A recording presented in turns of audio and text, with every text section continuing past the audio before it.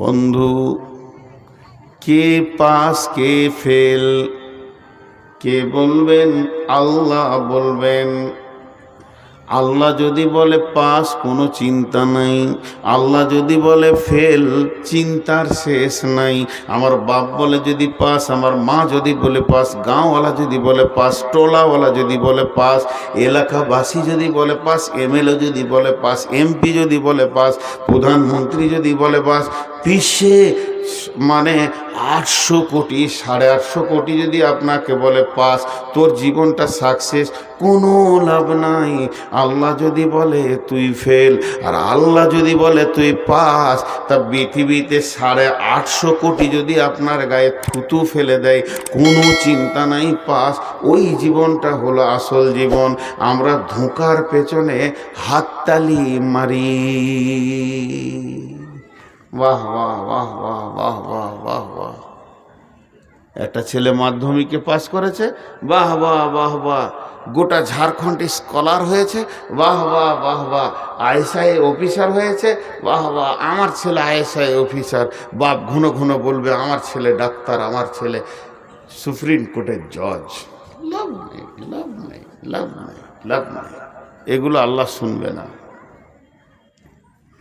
এগুলো ধোঁকা, ধোঁকা। আপনাকে প্রাইমারি স্কুলের মাস্টার সার্টিফিকেট দিয়েছে, এইভাবে তুই পাস। চলে গেলেন হাই স্কুলে, হাই স্কুলে মাস্টার বললে রে খাইরুল তুই পাস। চলে গেলেন কলেজে, কলেজের প্রিন্সিপাল বলছে খাইরুল তুই পাস করেছিস, কাগজ ধরিয়ে দিল। আপনি চলে গেলেন ইউনিভার্সিটিতে, ইউনিভার্সিটিতে যে মাস্টার্স করে নিলেন। ইউনিভার্সিটির প্রিন্সিপাল বলছে খায়রুল তুই গোটা ঝাড়খণ্ডে 1 হয়েছিস, তাই নয় গোটা ইন্ডিয়াতে তুই 1 নম্বর হয়েছিস, তুই পাস। তখন আমি আনন্দে আত্মরা হয়ে গেলেন। একদিকে মা আছে, একদিকে আব্বা আছে, মুখে বৃষ্টি ভরছে, বেটা আমার পাস করেছে, বেটি আমার পাস করেছে। আর ফেসবুকে ছবি দিয়ে দিল, অমুকের বেটা পাস করেছে, অমুকের বেটি পাস করেছে। আপনি সিনা উঁচু করে হাঁটছেন, আমার মতো সৌভাগ্যবান কেউ নাই।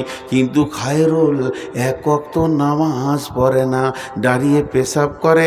আল্লাহ বলছে তোর মতো ফেল মার্কা মালার নাই, এ জীবনের কোনো মূল্য নাই। ওর বাপ বুঝে নাই যে আমার ছেলেটা যে একদম খোরাক হয়ে গেছে জাহান্নামে।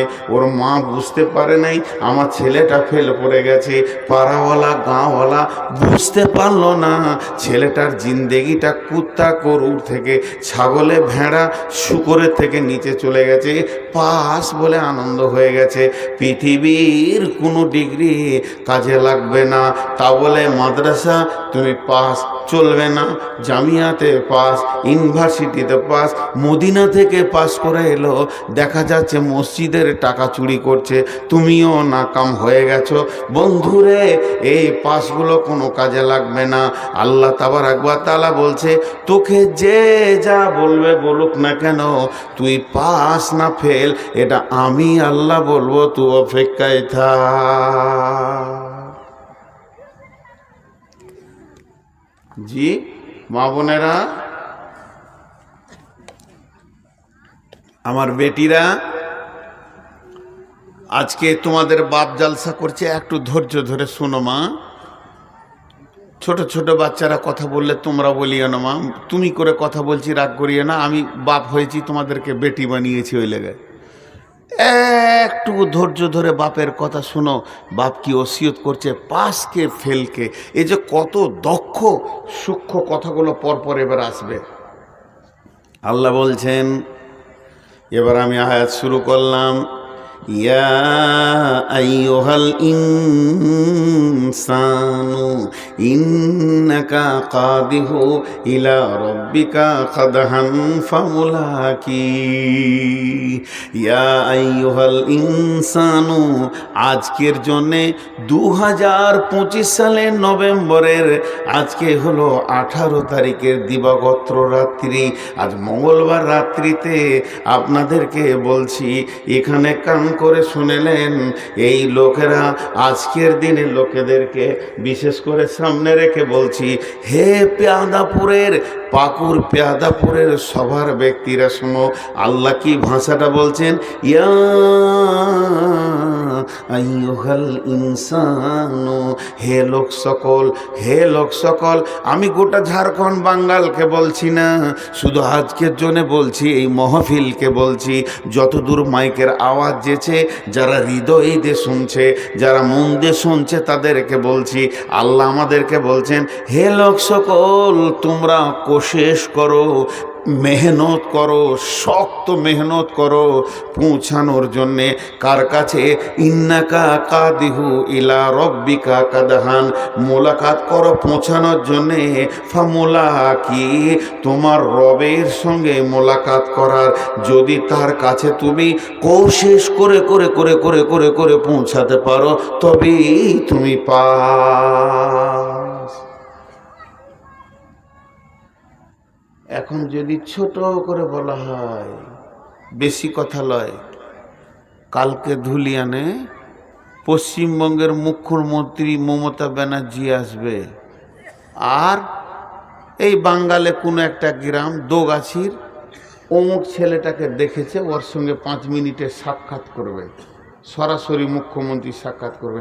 ওরে বাপরে, ও খুশিতে হার্ট ফেল করে দেবে।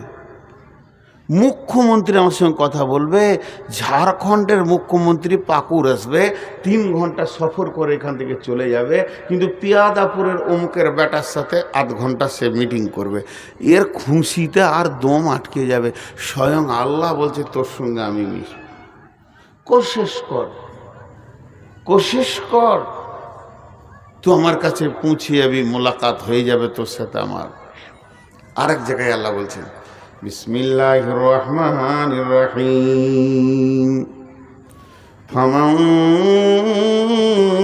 ইয়ারজু লিকা রাব্বিহি ফালিয়ামাল আমালান সলিহা ওয়ালা ইশরিক বিইবাদাতি রাব্বিহি আহাদা। আল্লাহ কত সুন্দর করে বলছেন, ফামান ইয়ারজু কুল ইন্নামা আনা বাসারুম মিসলুকুম ইউহা ইলাইয়া আন্নামা ইলাহুকুম ইলাহু ওয়াহিদ, ফামান ইয়ারজু লিকা রাব্বিহি ফালিয়ামাল আমালান সলিহা।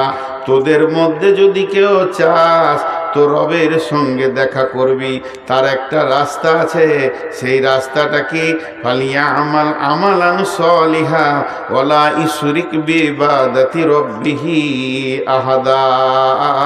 তোরা ভালো আমলে নেমে যা।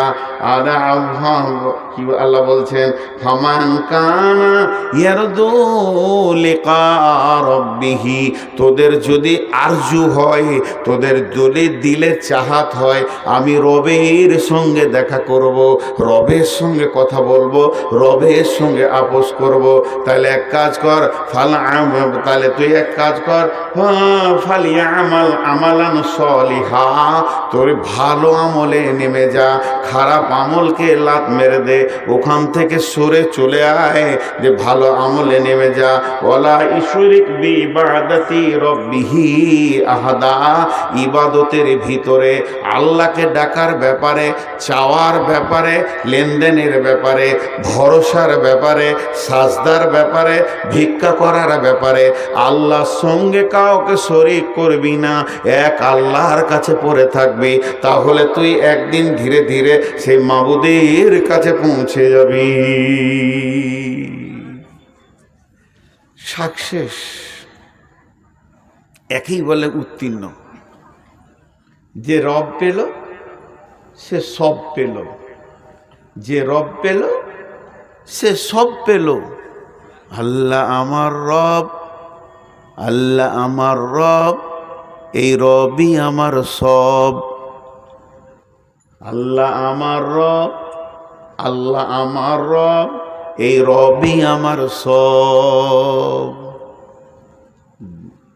আমি একবার আপনাদের সাউন্ড শুনতে চাইছি, সবারই একবার সাউন্ড দেন, আল্লাহ খুশি হবেন।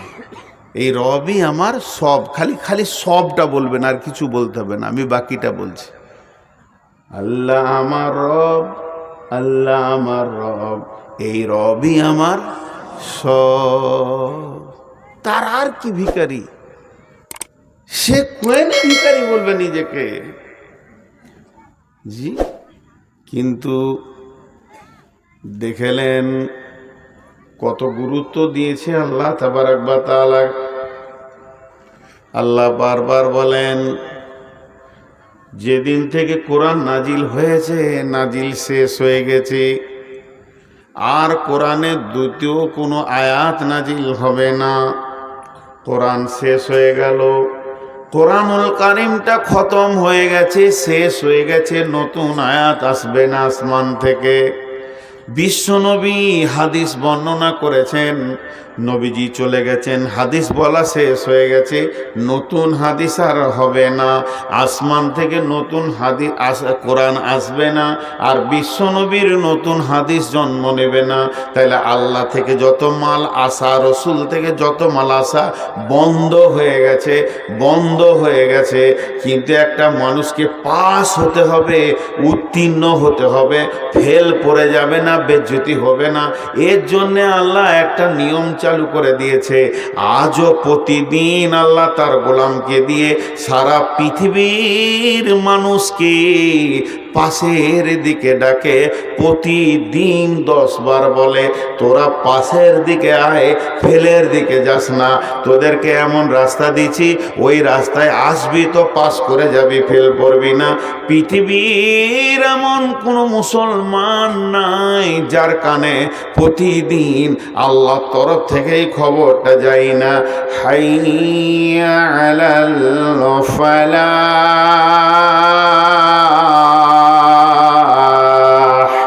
হাইয়া আলাল ফালাহ।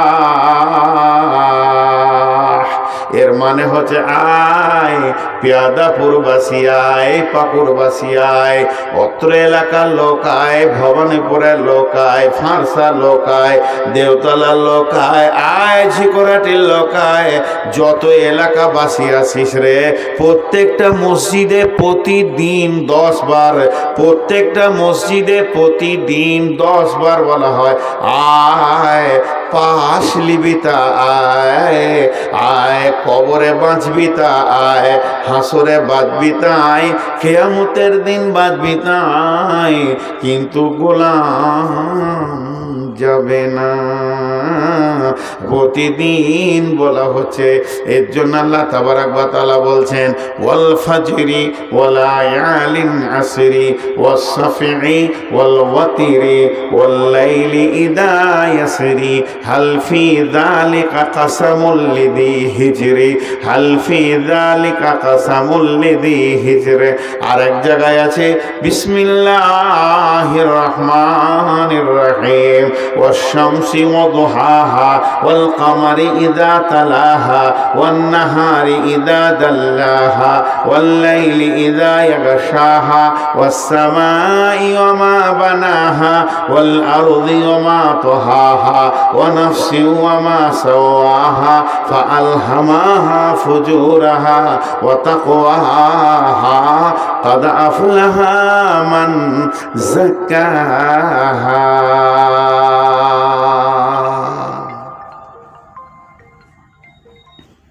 জিনিসটা একটু ধ্যান দেন।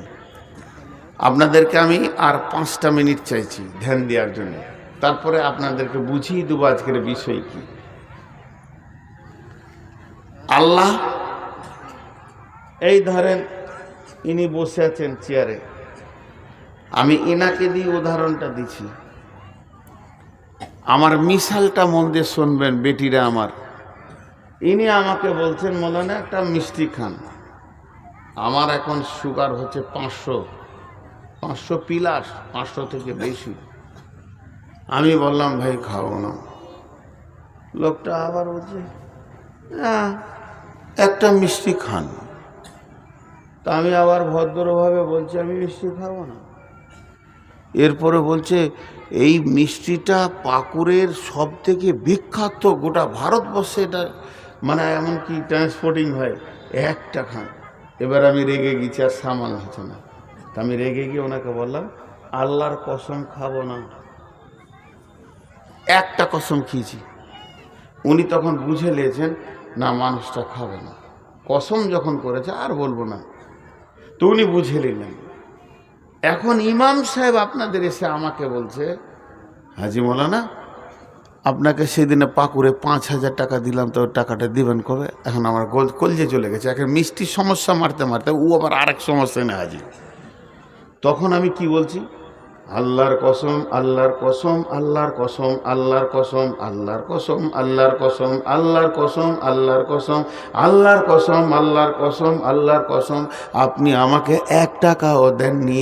তখন এই দুজনাতে ভাবছে, ওরে বাপরে, মিষ্টি খোয়াতে 1টা কসম আর টাকা দেননি তাই 11টা কসম। তাহলে ওইটা আরও বেশি জিদে পড়ে গেছে। মৌলভী সাহেবের রাগ হয়েছে। ইমাম সাহেব বলছে, তাহলে আমার ভুল হয়ে গেছে, মাফ করে দেন।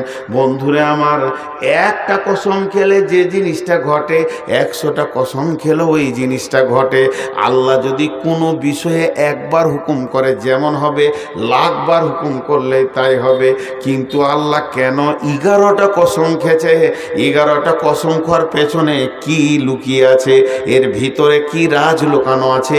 11টা কসম আল্লাহর জন্য দরকার নাই। এখানে যতগুলোই লোক আছে, নারী পুরুষ, এরা বুঝে নিয়েছে আল্লাহ যদি এখনই বলে আমি তোদেরকে কসম দিচ্ছি মজলিস ছেড়ে পালিয়ে যা, বাড়িতে যে ঘুমাগা, সব লোক চলে যাবে, আল্লাহর হুকুম মেনে নেবে, কেউ বসে থাকবে না। তা আল্লাহ কেন 10 বার বলছে? আল্লাহ তো 10 বার বলার দরকার নাই। আল্লাহ আমাদের চরিত্রের জন্য বলছে। আমাদের ফিতরাত খারাপ, আমাদের অভ্যাস খারাপ, একটা জিনিসকে ঘুরিয়ে ঘুরিয়ে ঘুরিয়ে ঘুরিয়ে ঘুরিয়ে ঘুরিয়ে পাপে ঢুকে আছি।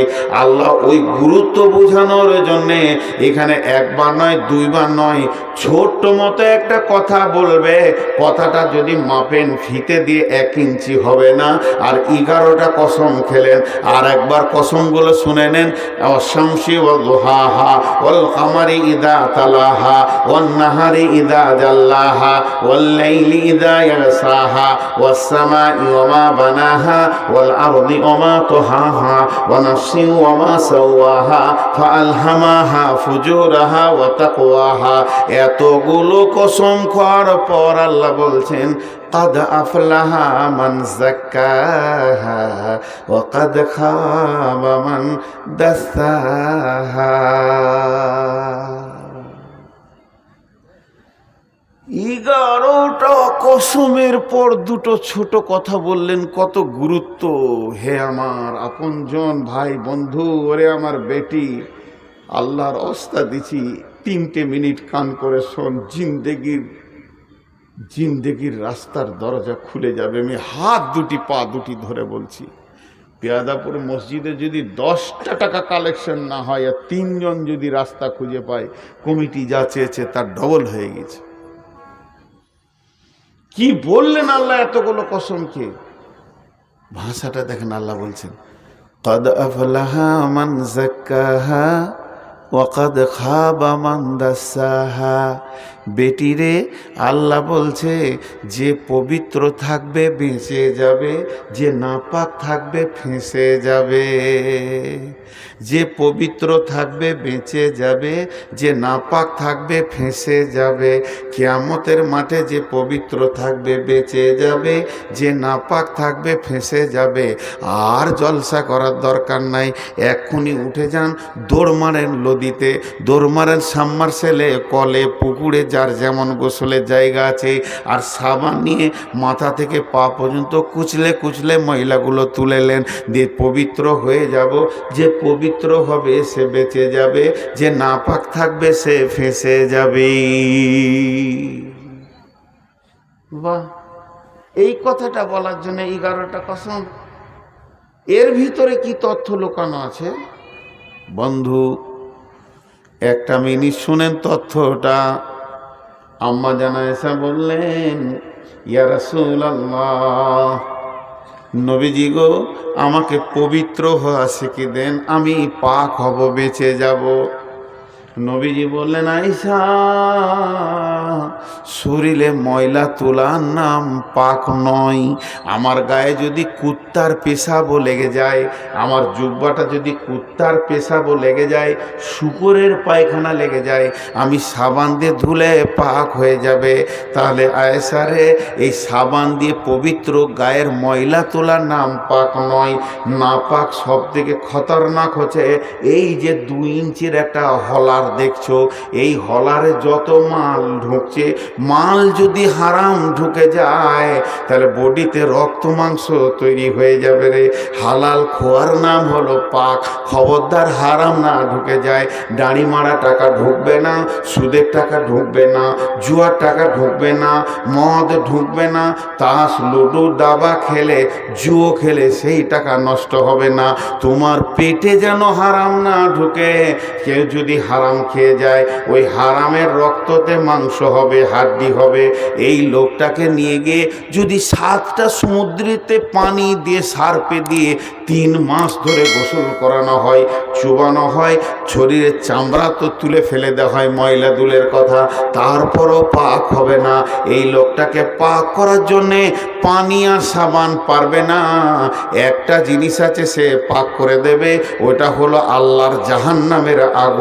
কারণ হচ্ছে সোনাতে খাদ ঢুকে গেলে যেমন আগুনে পুড়িয়ে অ্যাসিড দিয়ে ওর ভিতর থেকে খাদ বের করা হয়, যে লোকটা হারামখোর হবে পৃথিবীতে, ওর একমাত্র জাহান্নামের আগুনে খাদটা বের হবে। যখন ও সলিডটা দাঁড়াবে, আল্লাহ ওকে জান্নাতে দেবে, আর যতক্ষণ ওই হারাম লেগে থাকবে ওকে জাহান্নামের আগুনে পোড়াবে। এটা হলো বড় পবিত্র। এই জন্য আল্লাহ বলছেন যে না পাক থাকলো ফেঁসে গেল, আর যে পাক থাকলো বেঁচে গেল। এটা এই রকম গায়ের পাক সাবান, পারফিউম, আতরের কথা বলা হয়নি বন্ধুরে। আল্লাহ তাবারাক ওয়া তাআলা এরই জন্য বলছে, বেটি রে, কাদ আফলাহা মান যাক্কাহা ওয়া কাদ খাবা মান দাসসাহা।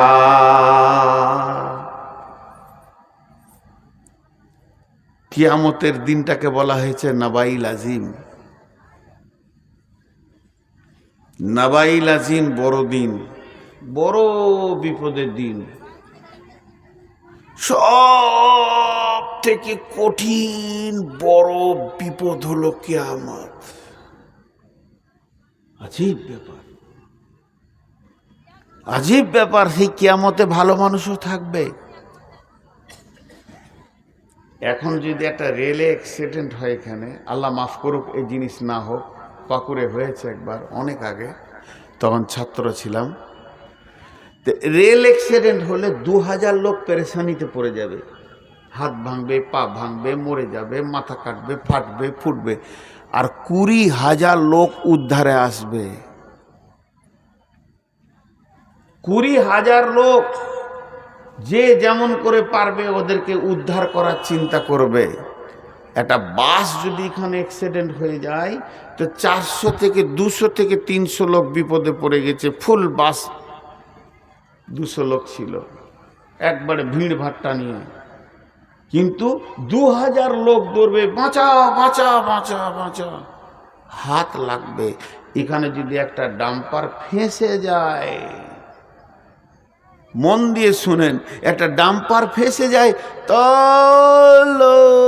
পিছে থেকে ধর, সামনে ধর, ট্রাক্টর দে টান, অন্য গাড়ি লিয়ে টেনে দে, ওকে উদ্ধারের চিন্তা সবাই নিবে। আমার গাড়িটা রেল লাইন পার হতে পারছে না, শ্রোতারা বলবে দে রে দে, ঠেলে দে, ফেঁসে গেছে, ঠেলে দে, দিবে। কিন্তু কিয়ামত এমন একটা দিন, আল্লাহ বলে দিচ্ছেন, লা তামলিকু নাফসুন লিনাফসিন শাইআ ওয়াল আমরু ইয়াওমাইযিন লিল্লাহ। তুমি ফাঁসবে, তুমি বুঝবে, তুমি ফাঁসবে, তুমি বুঝবে, ও ফাঁসবে, ও বুঝবে, সে ফাঁসবে, সে বুঝবে, কেউ কারো সাহায্যের হাত বাড়াবে না। এটা এত কঠিন জায়গা। তা আল্লাহ তাবারাক ওয়া তাআলা বলছেন, কান করে শুনে লাও, কাদ আফলাহা মান যাক্কাহা। যে পবিত্র থাকবে সে বেঁচে যাবে, আর যে নাপাক থাকবে সে ফেঁসে যাবে। আর একবার যে চাকাটা ফেঁসে গেল তো ও জেনে নাও তুমি জাহান্নাম চলে যাবে। তোমাকে উদ্ধার করার মতো কেউ নাই, কেউ আসবে না, কোনো অলি গাউস কুতুব পীর আসবে না, তোমাকে উদ্ধার করার মতো কারো ক্ষমতা নাই। ওয়াল আমরু ইয়াউমাইদিন লিল্লাহ, সেই দিনে একজনের হুকুম চলবে, বলিষ্ঠ হুকুম চলবে। তিনি যদি উদ্ধার করে তো করবে, নচেত কেউ তোমাকে উদ্ধার করবে না, কেউ তোমাকে ঠেলে একটু আগিয়ে দিবে না। লা তামলিকু নাফসুন লিনাফসিন শাইআ ওয়াল আমরু ইয়াউমাইদিন লিল্লাহ। হিজড়, হিজড় একটা শব্দ বলছি, হিজড়ে বলি নেই। হিজড়ে হচ্ছে উভয় লিঙ্গ মধ্যেখানে যেটা আছে, না পুরুষ না বেটা ছেলে। আমি বলছি হিজড়, কোরআনের একটা শব্দ আছে, এটা মানে হচ্ছে বিবেক। খুব তীক্ষ্ণ ব্রেন যার, তাকে বলে হিজড়। যার বিবেক খুব তীক্ষ্ণ, এটা ভালো এটা খারাপ ও বুঝে, এটা ভালো এটা খারাপ ও বুঝে। যে এটা বুঝে তাকে বলে হিজড়। এখানে কে বোকা আছে? একজন হাত তুলেন যে আমি বোকা বুঝি না। তোমার বোঝার জ্ঞান নেই। আল্লাহ 4টা কসম খেয়েছে হিজড়ে বলার জন্য। বাংলাদেশে বেশি গাড়ির পেছনে 2-3টে জিনিস লেখা আছে। গাড়ির পেছনে, ট্রাকে, বাসের পেছনে, চোখে ঘুম নিয়ে গাড়ি চালাবেন না, চোখে ঘুম নিয়ে গাড়ি চালাবেন না। আর লেখা আছে মদ্যপ অবস্থায় গাড়ি চালাবেন না, মানে তুমি মদ খেয়েছো গাড়ি চালাইও না। কেন? গাড়ি ড্রাইভার চালায় না, মগজটা চালায়, মগজটা। ওখানে একটা ছোট ছেলে দৌড়ে চলে এসছে, একটা খাসি চলে এসছে, ওই দিক থেকে একটা গাড়ি আসছে, সামনে একটা গাড়া আছে। এটা মগজ যখন বুঝবে ও ড্রাইভারি করতে পারবে। আর যার মগজ এগুলো বুঝবে না, ওর হাতে যদি গাড়ির হ্যান্ডেল দেয়া হয়, জি ভাই আমার সঙ্গে বুঝতে পারছেন আপনারা, যার এই মগজ এগুলো বুঝবে না তার গাড়িতে যদি গাড়ির হ্যান্ডেল দেওয়া হয়, সোজা রোড বাদ দিয়ে মার্কেটের ভিতরে, সবজি মার্কেটে 2000 লোক কিনা বেচা করছে, মার মার মার মার করে ঢুকিয়ে দেবে ও। কারণ ওর মগজ ঠিক নাই। পড়বে না কি রে ভাই? একটু সরল যে চেয়ারটা, শেষকালে জালসা বাদ দিয়ে সার্কেস হবে না। আমি বলেছি দামি কথা হবে, সবর করেন, উঠবেন না, বারবার করে ঢুকিয়ে দিবে। আল্লাহ তাবারাক ওয়া তাআলা বলছেন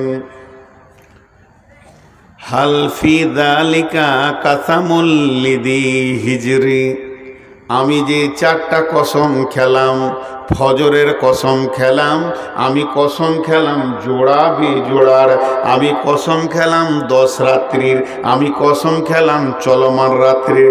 কঠিন কঠিন 4টা কসম খেয়েছি। এই কসমের বিবরণগুলো বলতে গেলে অনেক টাইম লেগে যাবে। কোন 10 দিনের কসম খেয়েছেন আল্লাহ, কোন মাসের কোন তারিখের, চলমান রাত্রের কেন কসম খেলো, রাত্রে মানুষের চরিত্র কিভাবে নষ্ট হয়, আর সন্ধ্যার দিকে মাতাল মাতলামো করে, এরকম হিসাব করে করে করে করে আল্লাহ কথাগুলো বলেছেন। দিয়ে বলছেন হালফি দালিকা কাসামুল লিদি হিজরি, আমার এই কসমগুলা কি বিবেকবানদের কাজে লাগছে না? বিবেকবানরা কি আমার এই কসমগুলো কাজে লাগাতে পারছে না? যারা বিবেকবান, যারা সুন্দর ব্রেন নিয়ে দুনিয়া করে, তারা আমার কসমগুলো কেন ধরছে না?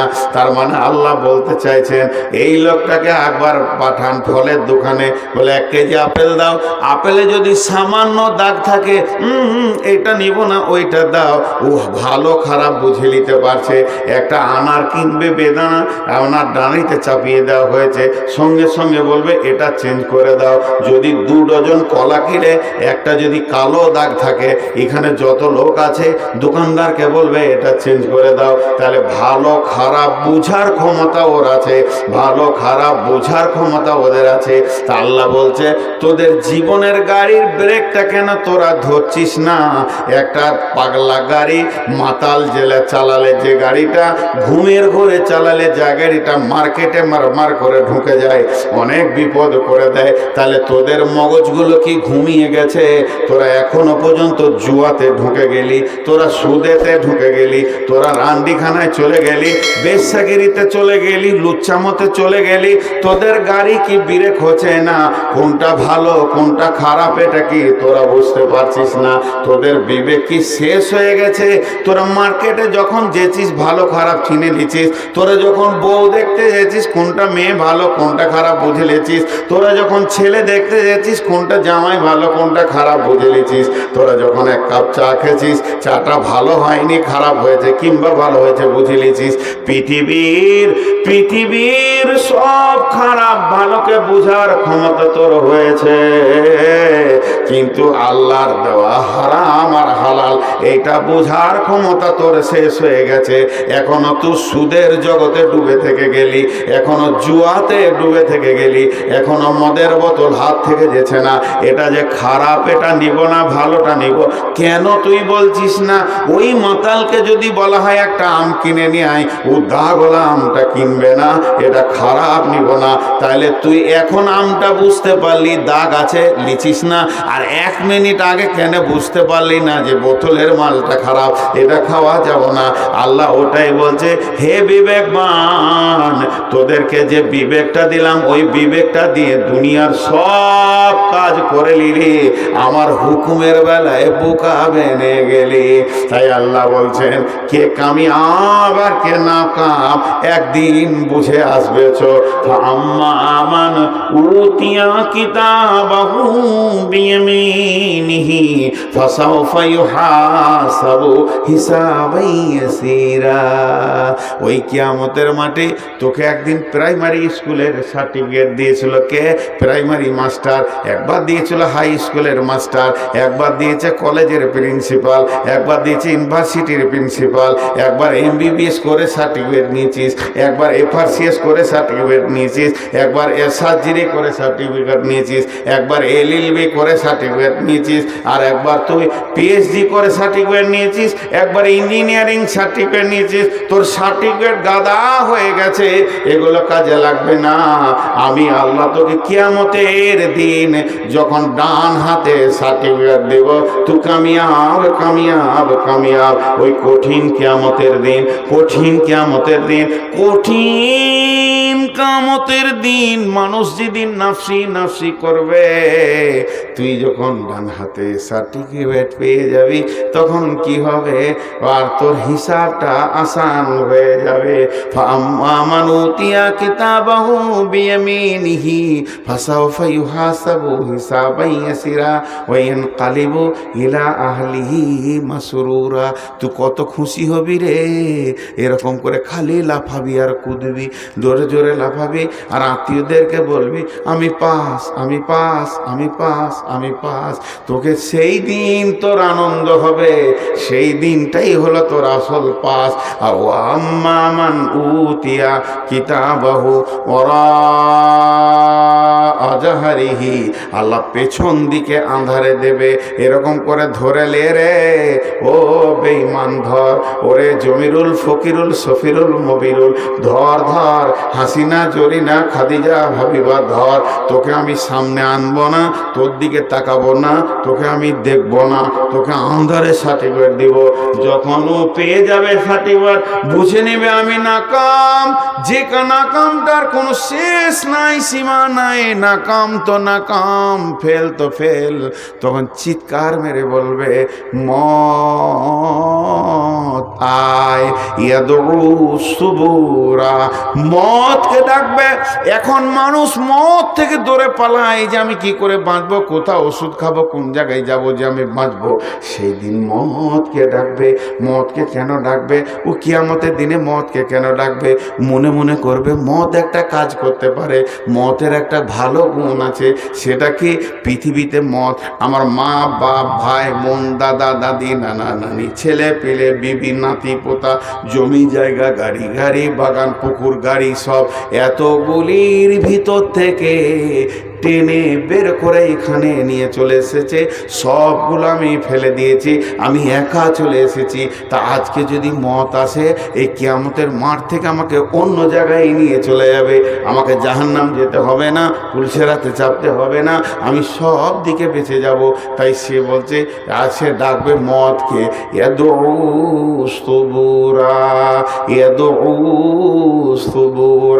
আল্লাহ বলছে সে মতকে ডাকবে।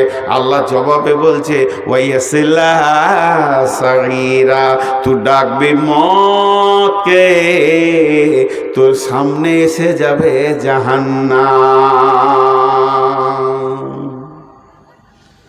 ওয়াইয়াসিলা সাগীরা, তুই ডাকবি মতকে, আসবে জাহান্নাম। কিরকম ক্যাপাসিটি? জি ভাই, লবণ মানে লবণ মানে ভাতে দেয় সাদা বাসায় বলি নুন, লবণ মানে কথা বলেন, লবণ মানে নুন, আর লবণ মানে দুধ। আরবিতে লবণ মানে দুধ, দুধকে লবণ বলে। তো একটা বাংলাদেশের ছেলে কুয়েত গিয়েছে, তো ভাত খেতে বসেছে হোটেলে, তোকে মনে হচ্ছে আনলে লাগছে, তো একটা নুন চেয়েছে, দিয়ে বলেছে ভাই লবণ দেন, তো এক গ্লাস দুধ দিয়ে দিয়েছে। চেয়েছে লবণ, চলাইছে দুধ। যে দোকানদার ও তো আরবি ভাষা বুঝে, ই বাংলায় বলেছে লবণ আর আরবিতে এনেছে দুধ। চেয়েছে লবণ, এলো দুধ। ই চাবে মত, আসবে জাহান্নাম। মত চাইছিস আর মত হবে না, মতের কারিশমা শেষ। তো ভাইয়া পৃথিবীতে টাকা হওয়ার নাম কামিয়াব নয়, 100 খানা 500 খানা গাড়ির মালিক হওয়ার নাম কামিয়াব নয়, গাদার ডিগ্রি হওয়ার নাম কামিয়াব নয়। কামিয়াব হচ্ছে আল্লাহকে রাজি করার নাম কামিয়াব। আমি যে আয়াত আপনাদের সামনে পড়েছি, আল্লাহ তাবারক ওয়া তাআলা বলছেন ওখানে বিসমিল্লাহির রহমানির রহিম, আলিফ লাম মিম, যালিকাল কিতাবু লা রাইবা ফীহি হুদাল লিল মুত্তাকিন الذين يؤمنون بالغيب ويقيمون الصلاة ومما رزقناهم ينفقون والذين يؤمنون بما أنزل إليك وما أنزل من قبلك وبالآخرة هم يوقنون أولئك على هدى من ربهم وأولئك هم المفلحون। 1 মিনিট দুটা কথা বলবো, আমার ব্যক্তিগত কথা। আপনাদের আমি খুব কাছের মানুষ বলি বলছি, রাগ করিয়েন না। সবাইকে বলছি, কমিটি আমি সব যত আছে, জালসার প্ল্যান সবসময় রাখবেন রাত 12টায় শেষ করব। এত সুন্দর ধারাবাহিক বায়ানের লোক উঠছে, বলেন একটা বক্তার মন কেমন হবে?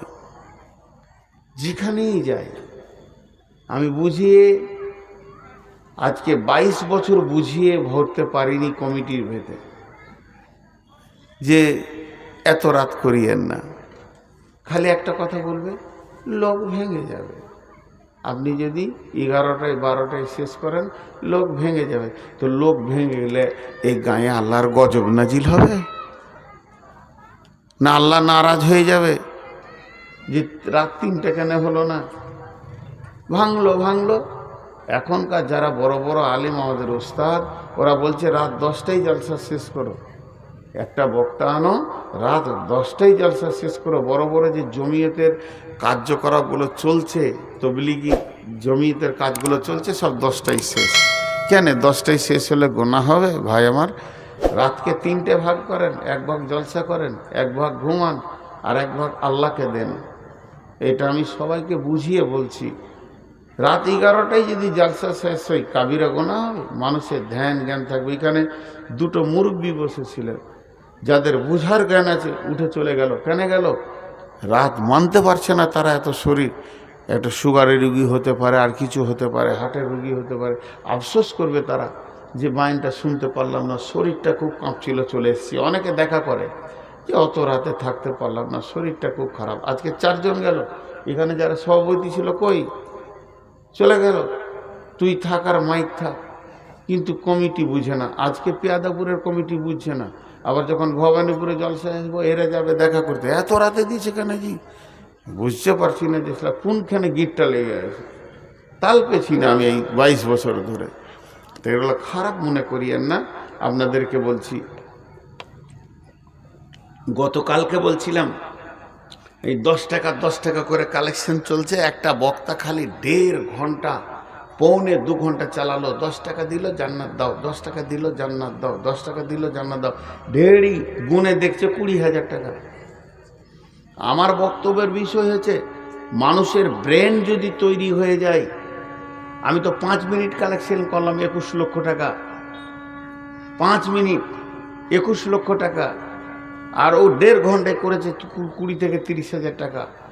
যার কথায় মানুষ বুঝবে এটা দিন, এই জায়গায় দিতে হবে। কালকে আমার বক্তব্যের বিষয় ছিল, আমরা টাকা দান করি, দান করার কথা নাই কোরআনে, জমা করার কথা আছে।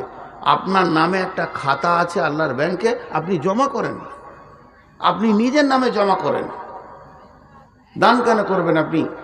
এখানে মসজিদে যে টাকাগুলো দিচ্ছেন, এরা কে নেবে? এরা কেউ লাই, এদের কোনো মূল্য নেই।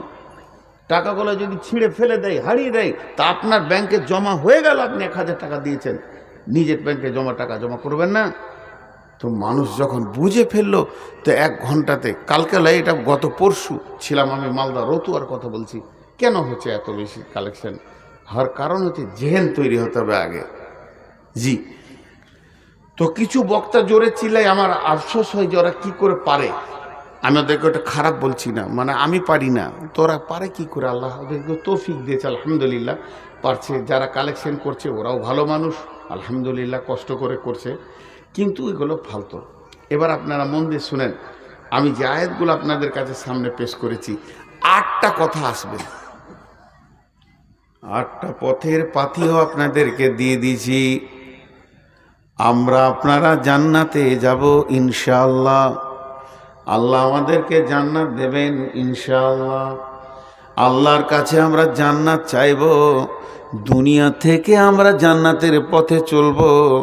8টা জিনিসকে সঙ্গে নিব। পকেটে মোবাইল, চশমা নিয়ে নিব, চার্জার নিয়ে নিব, টাকা পয়সা নিয়ে নিব। এইগুলো আমার সফরের সাথে ব্যাগটা নিব। আমার ডায়েরি দরকার, 2টো লুঙ্গি নিব, পাজামা নিব। আমি যে এই জিনিসগুলো নিয়ে সফর শুরু করেছি, কেরল যাব, 3 মাস পর ফিরে আসব। যেমনি পথের সামান সঙ্গে নিতে হয়, তেমনি 8টা জিনিস যদি কেউ সঙ্গে নিয়ে নেয়। নিজের একটা ব্যাগ আছে, আপনার একটা ব্যাগ আছে, আমার একটা ব্যাগ আছে, এর একটা ব্যাগ আছে, ইনার একটা ব্যাগ আছে। ওই ব্যাগটার নাম হলো আমল নামা, যার ভিতরে আমলগুলো ভরে রাখা হয়। যখন খুঁড়বেন পেয়ে যাবেন। তো আমল নামা ব্যাগের ভিতরে যদি 8টা জিনিস ভরা থাকে, ব্যাগটা তুলে নিয়ে আপনি জান্নাতের পথে হাঁটতে শুরু করে দেন, আর আপনার বিপদ হবে না। সব জায়গায় ঠিক কাজে করে আপনি সাকসেস হয়ে যাবেন। বন্ধুরা আমার, এই যে একটা হাই রোড গেছে ধুলিয়ান ফারাক্কার ভিতর হয়ে, একবারে জঙ্গিপুর উমরপুর হয়ে গোটা বহরমপুরটাকে ফেড়ে দিয়ে চলে গেছে কলকাতা। আর কলকাতা থেকে 2টি হাই রোড বের হয়ে 2 ভাগে বিভক্ত হয়ে, একটা আসানসোলের ভিতর দিয়ে চলে গেছে দিল্লি, একটা খড়গপুরের ভিতর দিয়ে চলে গেছে মুম্বাই। ওই রকম একটা শিলিগুড়ি থেকে হাই রোড বের হয়ে আপনার পূর্ণিয়ার ভিতর দিয়ে চলে গেছে পাটনা, দিল্লি। তাহলে ভারতবর্ষে কয়েকটা হাই রোড রয়েছে। যে হাই রোডে উঠলে আপনি তত্তর করে এক জায়গায় এগিয়ে যাবেন, তেমনি আমার আল্লাহ তার নবীকে দিয়ে যে জিনিসটা আমাদের কাছে পাঠিয়েছেন, এদিকে তাকিয়ে দেখেন এই জিনিসের ভিতরে একটা হাই রোড আছে।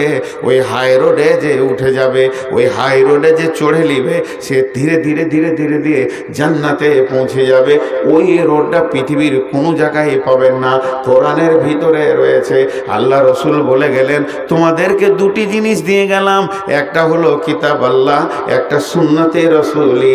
তারাক্তু ফিকুম আমরাইনি লান তাজিল্লুহু মা তামাসসাকতুম বিহিমা। তোমাদেরকে আমি দুটা জিনিস দিয়ে গেলাম, ওই দুটিকে ধরে থাকবে, তুমি কোনোদিন গোমরা হবে না, তোমার পা পিছলে যাবে না, তুমি লাইন থেকে সরে যাবে না। রেলের যেমন দুটো লাইন, ওই লাইনটা দিয়ে দিয়েছি একবারে পিয়াদপুর থেকে নিয়ে জান্নাতের গেট পর্যন্ত, জান্নাতুল ফেরদাউসের গেট পর্যন্ত লাইনে চড়ে নাও, হাঁটতে শুরু করো। সেই লাইন দুটা কি? একটা আল্লাহর কিতাব আর একটা রসুলের সুন্নত। এই দুটা নিয়ে যখন তুমি চলবে, তুমি কোথাও আটকাবে না, তোমাকে লাল সিগন্যাল দেয়া হবে না, জিজ্ঞেস করবে না কোথা যেছো, কেনে যেছো। ধীরে ধীরে তুমি জান্নাতে পৌঁছে যাবে। ওই হাই রোডটাইয়ের ভিতরে রয়েছে। আল্লাহ তাবারাক ওয়া তাআলা বলছেন তুমি পথের পাথেয় 8টা জিনিস নাও, তোমার ব্যাগে ভরে নাও। তোমার আমলনামা যে ব্যাগটা তুমি রেখেছো, প্রত্যেকের লোকের একটা আমলনামা ব্যাগ আছে, আমার একটা ব্যাগ আছে। ওই ব্যাগটা নিয়ে আমি ভারত থেকে সৌদি আরব যাব। যদি ওই ব্যাগের ভেতরে সরকারের নিষিদ্ধ কোনো মাল থাকে, এয়ারপোর্টে ধরে আমাকে জেলে ভরে দেবে। আর ওই ব্যাগে যদি সরকারের নিষিদ্ধ কোনো মাল না থাকে, ওর ভিতরে পিস্তল, হিরোইন যদি থাকে, তাহলে আমাকে কলকাতা এয়ারপোর্টে বেঁধে জেলে ভরে দেবে, কিংবা জিদ্দা এয়ারপোর্টে বেঁধে জেলে ভরে দেবে।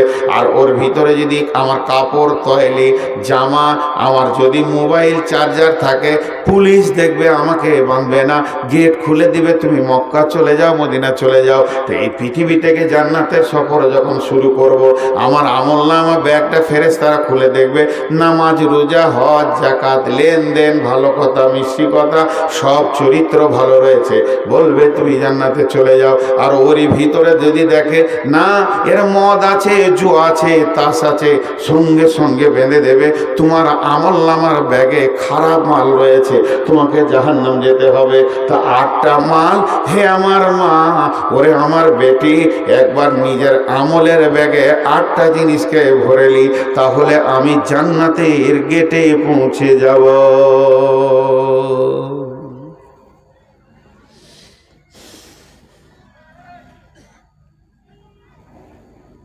সে 8টা কি আমি আপনাদেরকে গুনিয়ে দিছি এক এক করে। যালিকাল কিতাবু লা রাইবা ফীহি, যালিকাল কিতাবু লা রাইবা ফীহি। 1 নম্বরে তুমি এই কিতাবটার উপরে সন্দেহ করিও না। 1 নম্বরে এই কিতাবের উপরে কোনো সন্দেহ চলবে না। কিতাবটা 100-তে 100 সত্য কথা। আল্লাহ তাবারাক ওয়া তাআলা বলেছেন, ওয়া ইন কুনতুম ফি রাইবিম মিম্মা নাযালনা আলা আবদিনা ফাতু বিসূরাতিম মিন মিসলিহি। পৃথিবীর মানুষরে, ওয়াদউ শুহাদাআকুম মিন দুনিল্লাহি ইন কুনতুম সাদিকিন। তোমরা যদি সত্যবাদী হও, আল্লাহকে বাদ দিয়ে সারা পৃথিবীর বিজ্ঞানীরা এক জায়গায় জমা হয়ে একটা কোরআনের মতো সূরা লিখে দাও, দেখছি পারবে না, পারবে না, পারবে না। তাহলে এই কিতাবের ওপরে কোনো সন্দেহ করা যাবে না, তোমাকে দৃঢ় বিশ্বাস রাখতে হবে। কিতাবটা 100-তে 100% সত্য আছে, এর ভিতরে কোনো পরিমাণ মিথ্যা নাই। এই বিশ্বাসটা তোমাকে কিতাবের উপরে রাখতে হবে। যদি ওই বিশ্বাস না থাকে, তোমার দ্বারা আমল করা সম্ভব হবে না। যেটা তুমি সন্দেহ করবে, ওইটার উপরে আমল করতে পারবে না। উঠিস কেন ভাই? এত সুন্দর কথা তোদের দিল কি মানছে না? অবশ্য পাহাড় এলাকার লোক তো কাজ থাকতে পারে, সারাদিনের পরিশ্রমের পর খানিক শুনেছে আবার যাবে শুবে, কালকে যেতে হতে পারে। আমারও বলা ঠিক হচ্ছে না। তো কিতাবটার উপরে তোমাকে বিশ্বাস রাখতে হবে, নাহলে তুমি হেদায়েতটা পাবে কি করে? তারপরে বলছেন হুদাল্লিল মুত্তাকিন, ওই রোডে চাপবে যারা তারা মুত্তাকি। তোমাকে আল্লাহ ভীরু হতে হবে। 2 নম্বরে কিতাবের ওপরে বিশ্বাসের পরে পরে তোমাকে মুত্তাকি হতে হবে। দিলের ভিতরে আল্লাহর ভয় থাকবে, এত পরিমাণ ভয় থাকবে আল্লাহর ভয়ে তুমি হিজড় হয়ে যাবে, এমন জ্ঞানী ব্যক্তি হয়ে যাবে। হারাম জিনিস তুমি ছাড়বে আর হালালকে গ্রহণ করবে। আল্লাহর ভয় কাকে বলে? তাকওয়া অবলম্বন কাকে বলে? যে ব্যক্তিটা হারাম থেকে হালালে চলে এলো, ওর মতো আল্লাহ ভীতু কেউ নাই। একটা মানুষ মদ কখন ছাড়বে, জুয়া কখন ছাড়বে, সুদ কখন ছাড়বে? তার ভিতরে যখন আল্লাহর ভয় ঢুকে যাবে, আমার রবের কাছে আমাকে যেতে হবে, হিসাব দিতে হবে। আর এই হারাম কাজে আর কতদিন আমি ঢুকে থাকবো?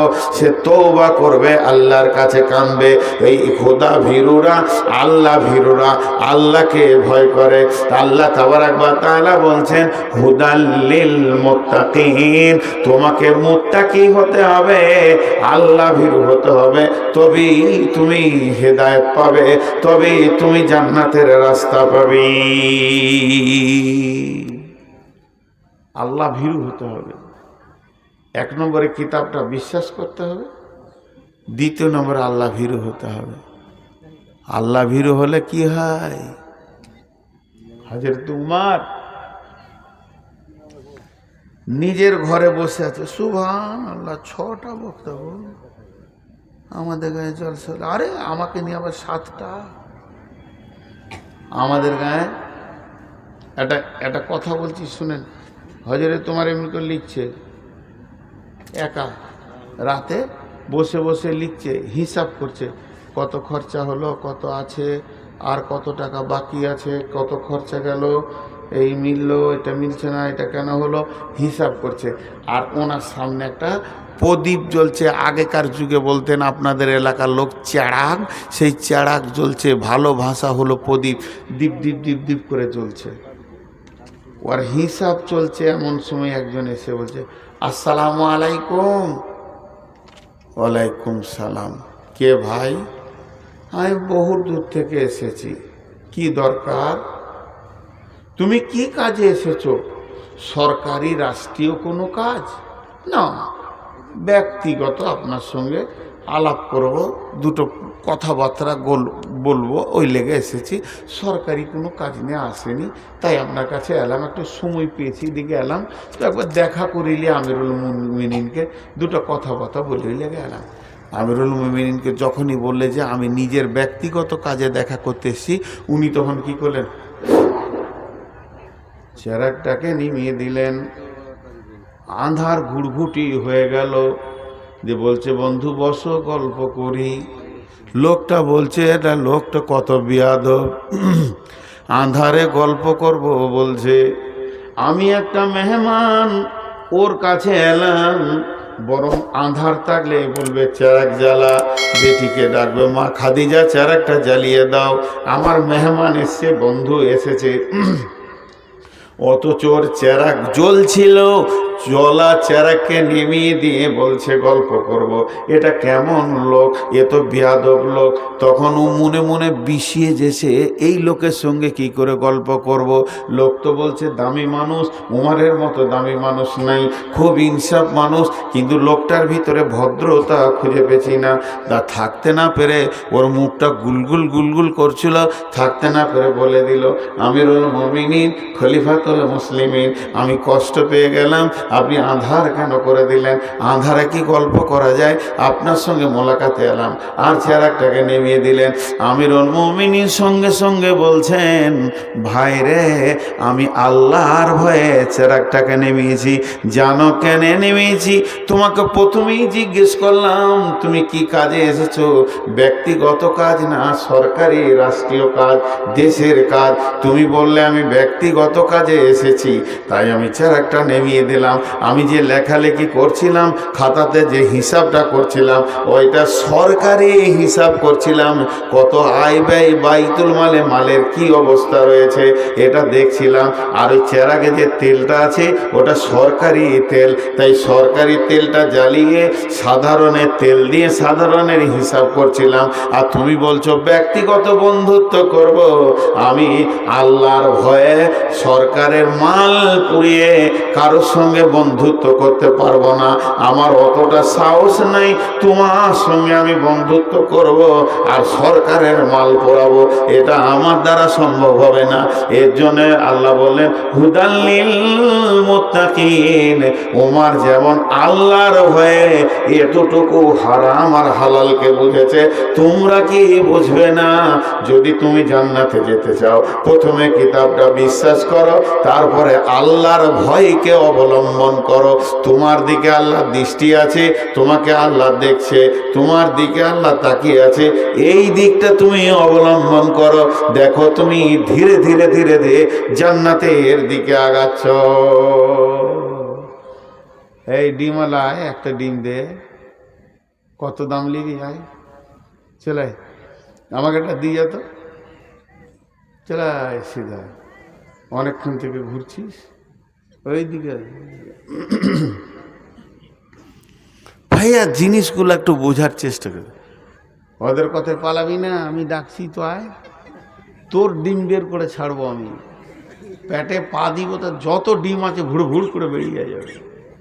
কটা বিয়ে করেছিস তোরা? এত চাপ কেন সংসারে? রাত 12টায় বিজনেস করছিস। ও আল্লাহ, লোক উঠে যাচ্ছে গো, কি মনটা খারাপ হয়েছে।